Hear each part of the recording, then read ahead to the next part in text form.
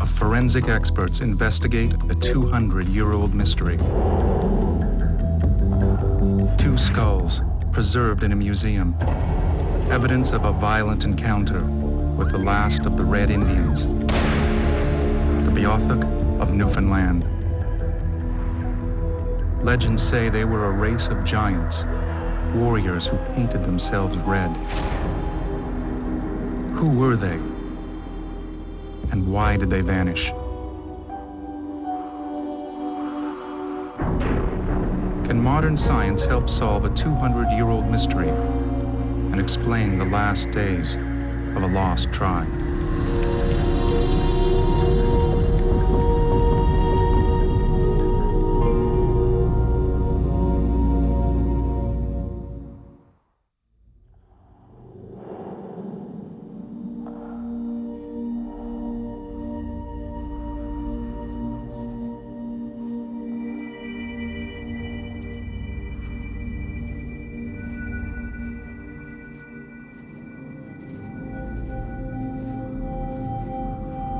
In 1827, native guides lead British explorer William Cormac deep into the interior of Newfoundland. Cormac hopes to become the first European to study the Beothuk. When Cormac went into the country, there still was not a lot known about the Beothuk, and he certainly reckoned with hostile reception. There was all kinds of apocryphal stories and folklore about them being a race of giants, and there had been all kinds of evidence that, given the right conditions, they could be violent.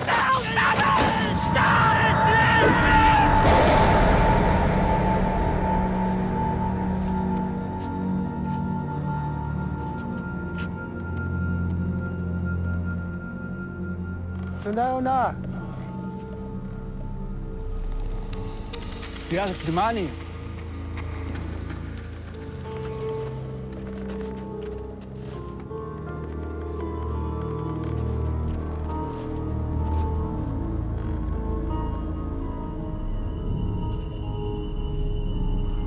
Cormac had expected to run into Beothuk in the interior, and he was very disappointed that he did not do that.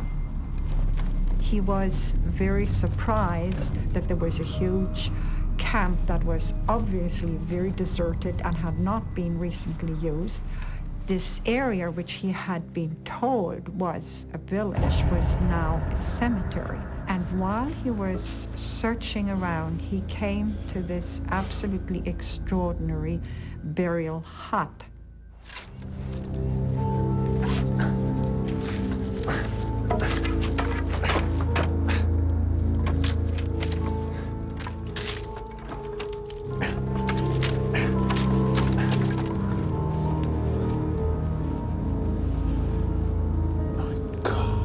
He was totally astonished to see that there was a pine coffin.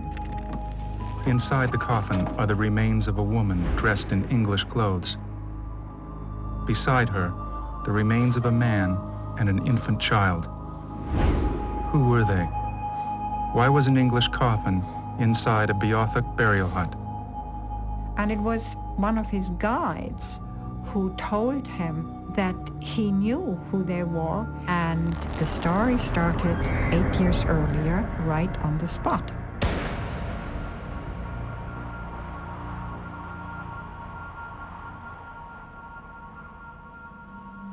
It began as a peace mission.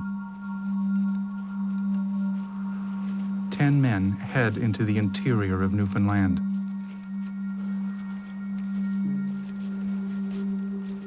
Their leader is 26-year-old John Peyton Jr. He is the local justice of the peace. The British governor has sent him to capture a Beothuk. There was a notion all through the history of European settlement in Newfoundland of capturing a Beothuk as a way of making peace with the group. The notion was they'd bring them in, show them that they meant well, send them off with gifts, and then everything would be fine. For 300 years, since the British first landed in Newfoundland, the Beothuk have refused to make contact. They are a mystery, known only for their strange custom of painting themselves red. The name Redskin that's been used in movies down through the years originated with the Beothuks of Newfoundland because they were the first natives that white men encountered, and they had red skin, so the white men thought. And at some point they decided they wanted nothing to do with the Europeans. And their way of dealing with their arrival was to leave the areas where the Europeans were setting up. The Beothuk once used almost the entire coastline of Newfoundland, and they just started disappearing from areas where the Europeans were coming in. After 3 centuries of European settlement, the Beothuk are on the verge of extinction. Only one band remains, their village hidden deep in the island's interior, a place called Red Indian Lake. For 5 days, Peyton and his men journey into Beothuk territory. Joining them is Peyton's 70-year-old father, John Peyton Sr.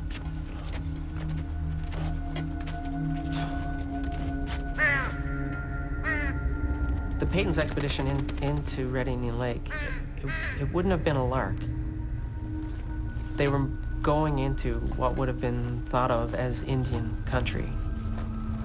To the white men heading down the lake, I think they would have been terrified. Things went to hell once they got on the lake. Peyton would later explain in court what happened next.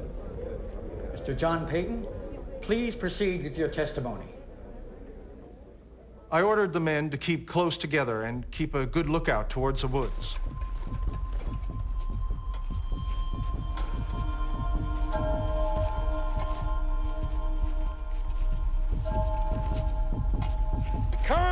When they arrived at the lake, one of his men shot trying to kill a caribou. And when the Beothuk heard that, they realized, of course, that enemies were nearby, and they all started to run away.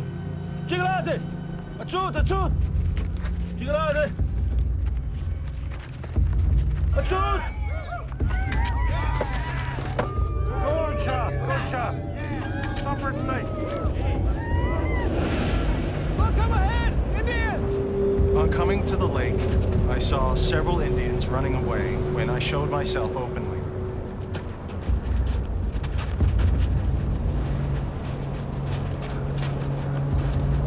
Hurry up, boys, hurry up! Hurry up! In the woods, look in the woods! Divesting myself of my rackets and my pack, I caught up with the woman and endeavored to convince her I would not hurt her. I then advanced and gave her my hand. You alone held her? Yes. 7 or 8 Indians were in sight, and 3 advanced toward my party after the woman called out to them. One had a hatchet. A hatchet, you say? Hidden under his cassock, but my men disarmed him. This Indian took a hold of me, but I shook him off. He then attacked several of my men, including my father, who he grasped by the throat. The throat? Yes. He still held on to my father until he was struck on the head. I ordered one of the men to defend my father when 2 guns were fired.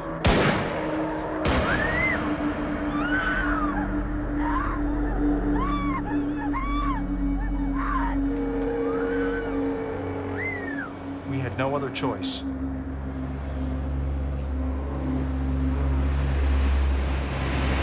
The other Indian then fled. The Beothuk woman is captured.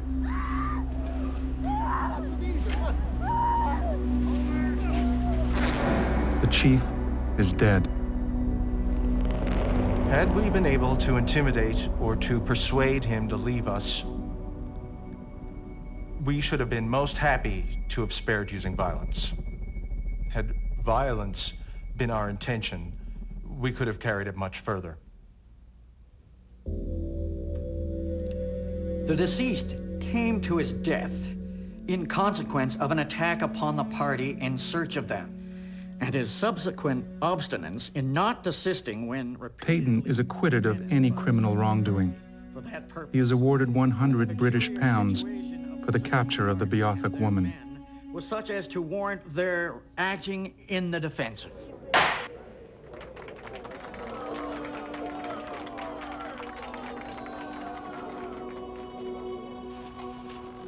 I've never heard of the story as being a peace mission. I've heard of the story as being nothing more than to go out and kill more the other people. Keep an eye out for those redskins, boys. I expect they'll be coming for us. As a so-called peace mission, you're going into another free people's territory under the auspices of peace. The first thing you do, of course, is you shoot someone and you bring someone back to show them how to be civilized. So the two don't go quite together for me. Stay alert, Billy. I know they're in those woods. I can smell them. The Beothuk woman is delivered to a local reverend. Peyton and his men have named their captive Mary March, after the month she was captured. Oh, hello, John. This is the savage, John. This is the Indian. Come in, my child, come in. Her real name is Shawnawdithit. The Beothuk covered themselves and all their possessions with red ochre. This was apparently a sign of identity. In fact, when somebody was asked to wash off the ochre, this was a punishment. But she hasn't obeyed, has she? Well, she wouldn't let us. Shawnawdithit was brought to the Reverend Lee. We are told that he had some women looking after Shawnawdithit, and the first thing they did was to scrub off the red ochre.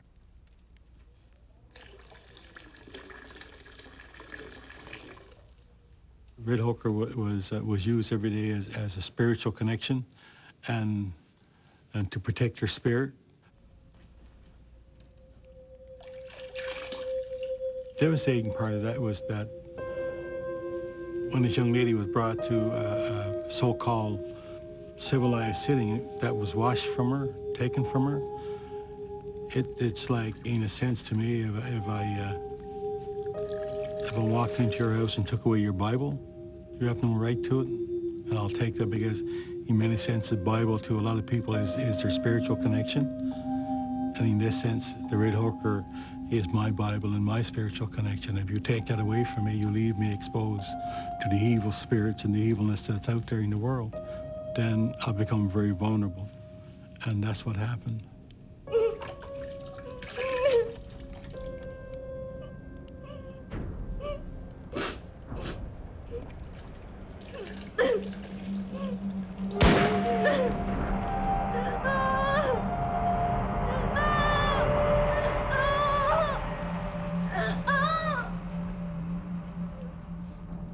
Shawnawdithit has lost not only her freedom,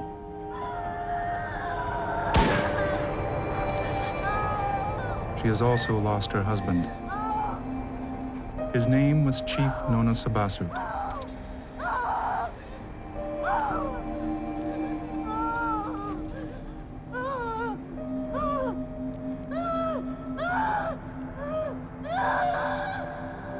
Shawnawdithit is brought to St. John's.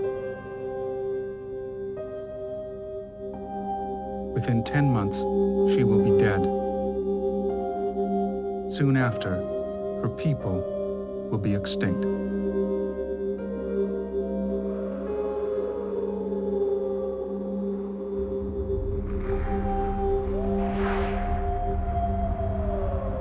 Eight years later, Cormac has discovered the remains of Shawnawdithit and her husband, Chief Shawnawdithit. Why was Shawnawdithit's body returned to the site of her capture?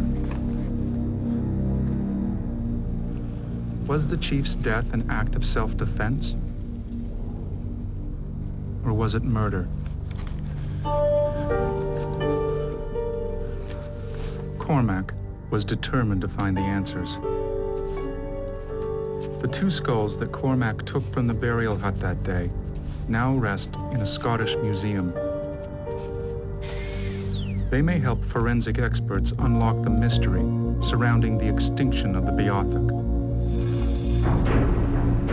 They may also hold evidence of murder.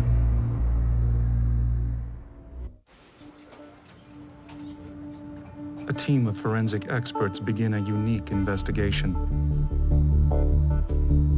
Can a pair of 200-year-old skulls reveal why the Beothuk have vanished? Dr. Tracy Rogers is a forensic anthropologist specializing in crime scene analysis. When I was first contacted about this case, I thought that it would definitely be a challenge given the fact that we don't have the scenes anymore. We don't have the rest of the remains anymore. All we have are the eyewitness accounts, the testimony, and the skulls. Richard Neve is a forensic artist specializing in facial reconstruction. The objective in this instance was to bring this skull, if you like, this person, this persona, back to life. It is a bit romantic to say breathe life into those remains, but to some extent, that is what we're trying to do. Both Richard and Tracy will be working with a resin copy of the chief's skull, generated from a three-dimensional scan of the original. Before you start, it has to be ascertained how old the individual was, what sex the individual was, and what ethnic group they belong to. The areas that we can use include the teeth. And if we look at this particular skull, we can see that the teeth are extremely worn down, which would suggest to me that the individual is probably of middle age. When you're very young, everybody has a soft spot, or the spaces where the bones really haven't connected yet. And as you start to age, they grow more and more closely together. Again, it's a general pattern, but in this individual, most of those openings are closed. They're in fact grown together, which again suggests that this is an older or middle-aged individual. The base of the skull had enormous markings on it for the insertion of muscles at the back of the neck.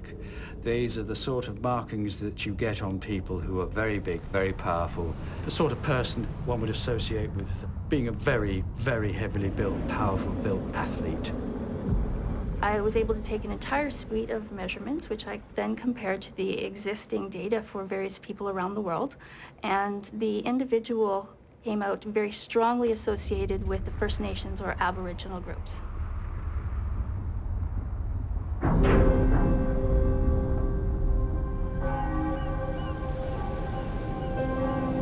Shawnawdithit is brought to St. John's to meet the governor. She is the first Beothuk most townspeople have ever seen. It was a sideshow, it was a freak show probably. You know, this was a strange savage who was brought into town, and I believe a lot of people went to see her because of the fact that she was a freak, something different, you know, something that they'd never seen before. Could you imagine what it would have been like back in St. John's in the early 1800s? And to have a young woman that was so free end up in a place like that. It was during years when tuberculosis and other diseases was rampant throughout Newfoundland. And to bring a woman or any person into a situation like that was nothing short of murder. TB was a big killer back then. It was called consumptions at the time. It was a big killer, and of course, it's a bigger killer for the Beothuks because white people had come into contact with this and built up antibodies, whereas the natives had no antibodies against it. Also, if they came in contact with it, they were very likely to get it, and they were very likely to die if they did get it.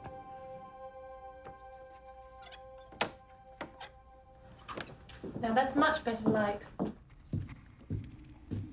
Mary, I can't tell you how excited we are to have you here in our home in St. John's. I must confess, it's the first time my wife and I have ever met a Red Indian. The Mazduit is brought to the governor's house. The experience, and we would love to learn more about your culture and your heritage.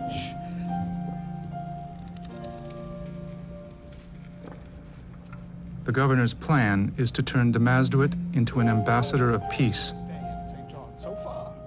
The amazing thing was that the governor had believed that if she or any native person comes to St. John's and can see the grand lifestyle, that native people would be only too willing to make peace. And you can explain your way of life to us. That's excellent, my dear. Excellent. You have caught her beautifully. The governor's wife paints the Mazduit's portrait. This painting is the only known likeness of a Beothuk.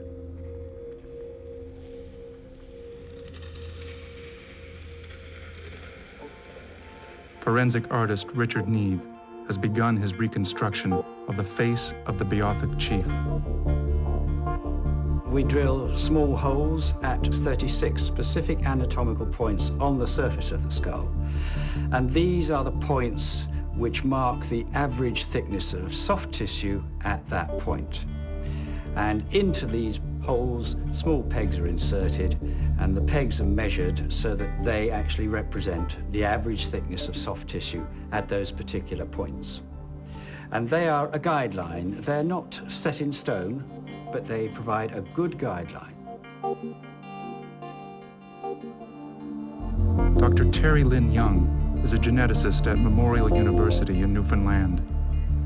She hopes to extract DNA from the 200-year-old skulls. What we want to do is take the DNA from the tooth of both the chief and his wife and do a DNA analysis, a comparison to other human populations. The DNA may help future studies determine the unknown origins of the Beothuk. Dr. Hendrik Poinar is a specialist in ancient DNA at McMaster University. He will attempt to extract DNA from the teeth.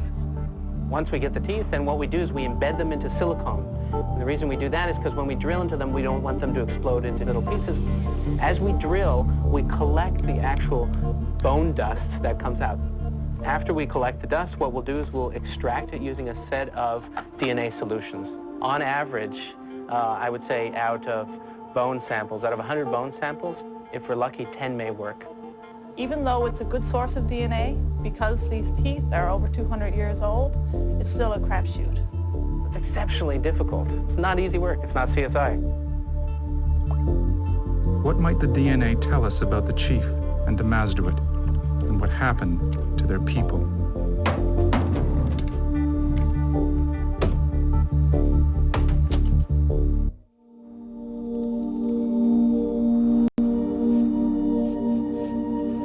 Years after the incident at Red Indian Lake, British explorer William Cormack returns to St. John's.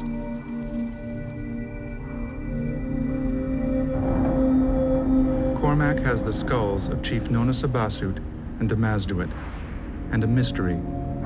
What happened that day on the ice 8 years earlier? He launches an investigation and soon discovers that Peyton's motives were not entirely peaceful. Peyton and his father controlled the largest salmon fishery on the island. To the Peytons, the chief was the leader of a band of thieves. There was a fair bit of stealing of the Europeans' stuff and damage to their materials as well. Some of the pilfering was obviously getting materials that they could turn into spearheads or jewelry and that sort of thing. But a lot of it seems to have been a kind of protest, cutting away nets, stealing boats, burning buildings, that sort of thing. Suffering the heaviest losses was none other than John Peyton Jr. These settlers were living in an incredibly difficult landscape and just barely making a living at a very difficult trade, the fishery. So the loss of their equipment, that was a hardship for them, an incredible hardship for them. He states himself in one of his journals that he went out to take back what belonged to him. And when you make those statements, you're not out to make peace. You're out to take back and revenge for what's been taken, what you consider to be yours. The more he investigated, the more Cormac wondered what else Peyton was hiding. The answer was astonishing. There is one Beothuk still alive, a young woman named Shawnawdithit, a woman with a secret, and she is working as a maid in Peyton's home. After the death of Chief Shawnawdithit, Shawnawdithit surrendered to English settlers. Starving, she was delivered into Peyton's care. Cormac finally has a living Beothuk to study, but Peyton refuses to let her go. He had some kind of proprietary feeling about her and wanted to keep her where she was. And there was some conflict between Peyton Jr. and Cormac over that. Peyton Jr. was not at home when she was taken away, and she seems to have been almost snuck out of the Peyton house by Cormac and brought into St. John's.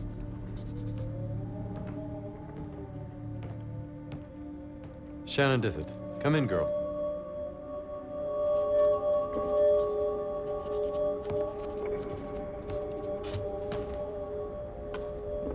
Come, sit, girl. Shawnawdithit's English was not very good. She had apparently not learned the language too well while she was with the Peytons. So Cormac had this great idea of giving her paper and pencils. As Shawnawdithit began to draw, Cormac realized why Peyton refused to let her go.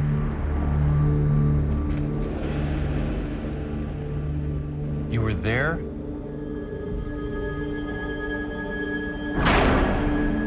Shawnawdithit had witnessed what happened that day on Red Indian Lake.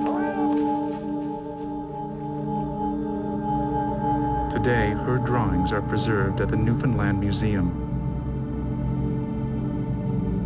They expose disturbing details that Peyton never reported. One of the things that makes Shawnawdithit a credible witness is the level of detail in her maps and the ability to identify specific individuals and their specific locations around the scene. Shawnawdithit left a number of sketches, and in one of them, she clearly describes the attack on the Beothuks on Red Indian Lake. And she does this by drawing figures in black representing Peyton's party and figures in red representing Beothuks. And in this drawing, you can clearly see that one red person is being held by a bunch of people in black. Presumably that was Shawnawdithit. And in front, lying on the ice with his arms outstretched, is another red figure, presumably her husband, Shawnawdithit.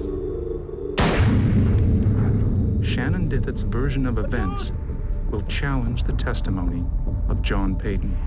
I caught up with the woman and endeavored to convince her I would not hurt her. Shawnawdithit explained why Peyton caught Shawnawdithit so easily. He was chasing a woman who had given birth only days earlier. Not only would there have been the physical demands on her body of giving birth and some of the potential pain and problems that follow up from that process, but also she would have been breastfeeding and her energy reserves might have been down, so she was not really in a position to run away quite as fast. The chief ran ahead to save their child. Then he returned for his wife. 7 or 8 Indians were in sight, and 3 advanced toward my party after the woman called out to them. One had a hatchet.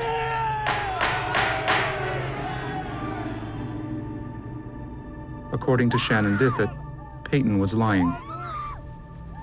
Slade, get around there. What you want? In his hand, he was carrying a branch, and he was waving the branch. In our society, that there is a branch that have 3 prongs, And it's like a peace symbol. And in this case, I believe the symbol that was used was the same symbol. He then attacked several of my men, including my father, who he grasped by the throat. Then Shawnawdithit drew a chilling event. According to her, Chief Nona Sabasut did not attack Peyton's father because he was old. You're probably up in the woods watching this. He attacked him because he knew who he was. That's a great flame. Years earlier, Peyton Sr. had murdered members of the chief's family. Peyton Sr. was known as a great Indian killer, and I think that was a reputation that he was quite happy to have. This man had killed Indians, as was known in the white community. Nona Sabasut may have wanted to take revenge, but also he recognized him as a dangerous person, and he was worried about the safety of his wife. Chief Nona Sabasut was facing his worst enemy, a man who had attacked many of his relatives, perhaps even himself. The mandible, or the lower jaw, shows evidence of having been damaged sometime prior to this individual's death. Time period long enough that it's actually been able to heal. This is the injury here. This is the area here where you can see the projection of the bone where it hasn't healed in proper alignment. It would have been a fairly serious injury because there's a good section of the mandible or the jaw that is out of alignment. What happens when you receive a blow like that, and this went right across his face, deep into the bone down here, and for a blow, whether it's from a knife or an axe, to do that, it's going to cut through the tissue there, right through that. So it's a very, very vicious, deep cut to the bone. Peyton never mentioned the chief's wound or his father's earlier conflict with the Beothuk. Has science uncovered a secret the Peytons wanted to hide? There was a scuffle with various of the men. Nona Sabasut tried to get hold of guns. And then there were gunshots. But the most startling of Shawnawdithit's revelations was yet to come. One that would solve the mystery of why the Beothuk disappeared.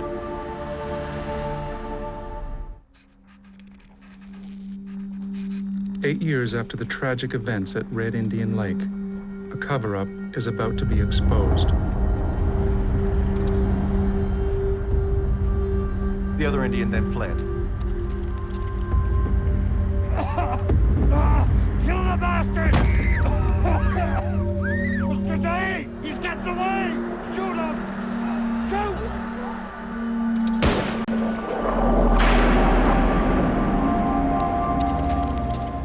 Peyton was hiding an act of cold-blooded murder.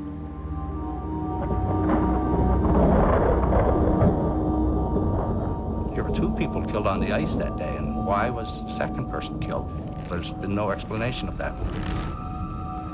The reason why the Beothuk have disappeared now became clear to Cormac. That would have had a huge impact on that group of people. They were, according to, for example, Shawnawdithit, they were among the two best hunters in that group. They were men of an age to have children. Losing that out of that small of a group was probably the start of the real end of the Beothuks.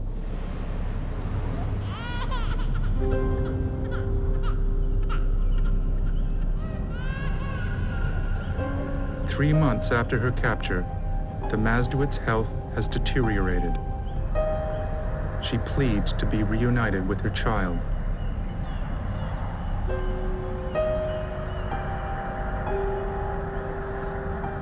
John Peyton asks the governor if he can return Shawnawdithit to her family.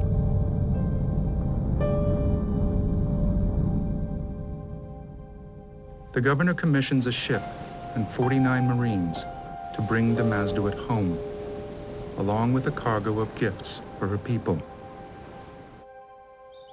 For 6 months, Peyton and the company of Marines search, but find no one. As winter closes in, the ship becomes trapped in ice, and the search for the Beothuk must continue on foot.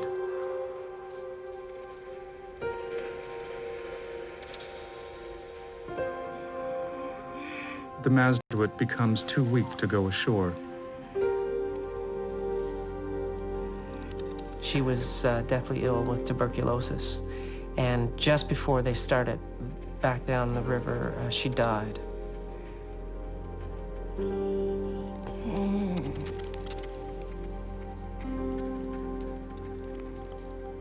Apparently her last wish was to see John Peyton.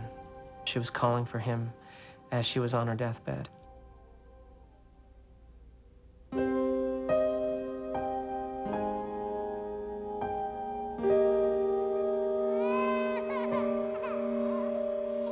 Shawnawdithit's final revelation is tragic.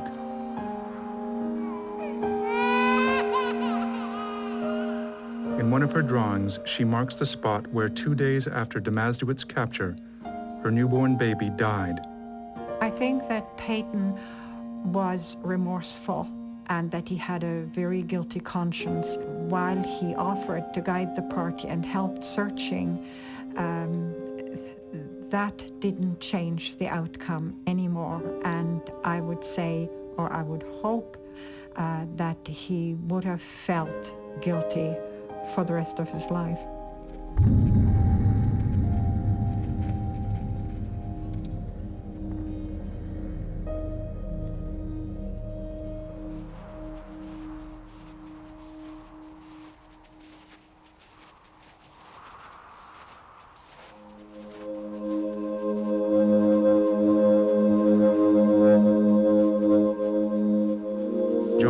Jr. failed to return Shawnawdithit to her people, or to reunite her with her child.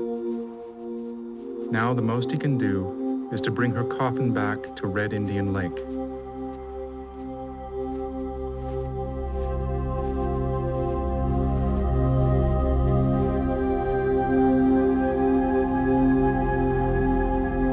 After 21 days of travel, they reach the site where it all began. The settlement is now deserted. When they arrived there, they noticed that one of the 3 Mamatiks had actually been turned into a burial hut. Come on, Joan. Bring it in.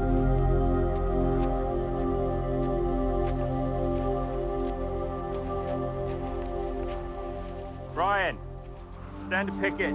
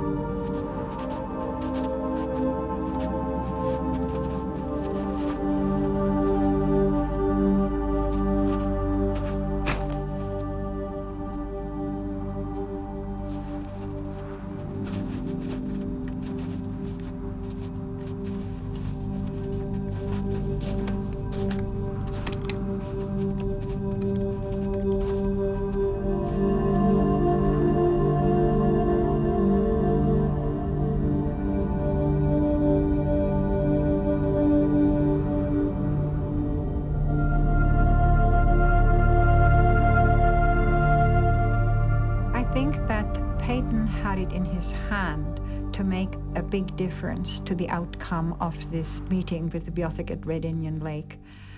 He obviously was unable to bring himself to let the Shawnawdithit go. It would have been sort of almost a split second that he had to decide, all right, I'll let her go and we are going to have friendly relations. And he just wasn't able to do that. Almost certainly, the Beothuk would have known these white men by sight. They would have known from their past dealings with them what kind of men they were.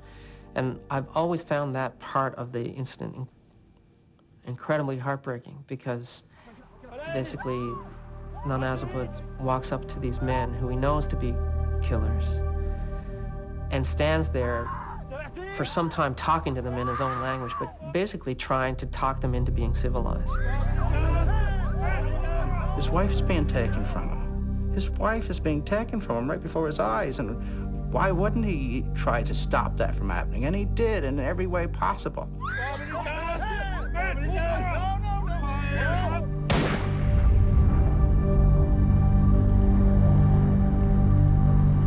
That was a very sad day in the history of Newfoundland, actually.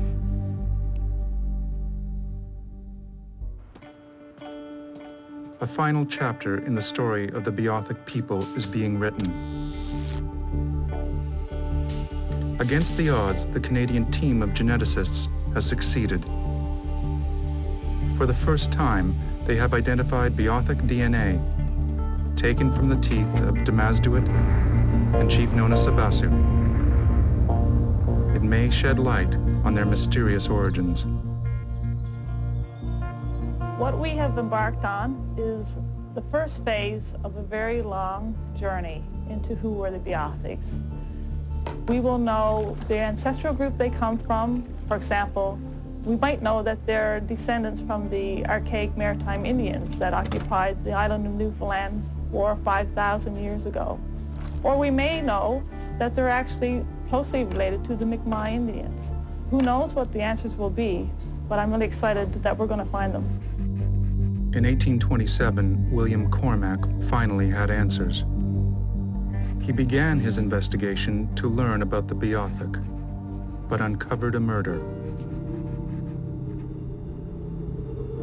When Shawnawdithit stayed with Cormac, it became clear that she was gradually being overwhelmed with the great sadness of having lost her people. Cormac said she never laughed and she never talked about her people without shedding tears. Within months of revealing her story, Shawnawdithit, like Damasduit before her, died of tuberculosis. Many consider her to be the last living Beothuk. William Cormack returned to Scotland, taking the skulls of Damasduit and Chief Nona Sabasu with him. There they remain to this day. Almost 2 centuries after the extinction of the Beothuk, Richard Neve is finally ready to offer a unique glimpse into the past.